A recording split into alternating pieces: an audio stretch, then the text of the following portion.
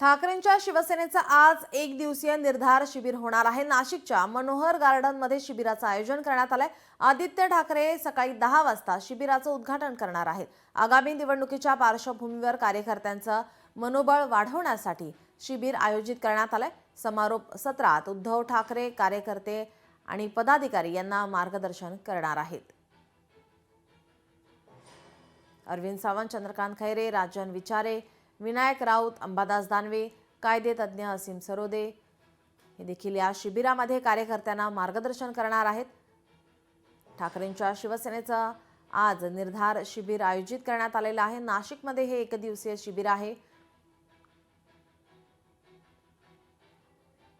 आदित्य ठाकरे सकाळी 10 वाजता या शिबिराचं उद्घाटन करणार आहेत। आगामी निवडणुकीच्या पार्श्वभूमीवर कार्यकर्त्यांचं मनोबळ वाढवण्यासाठी शिबिराचं आयोजन करण्यात आलंय।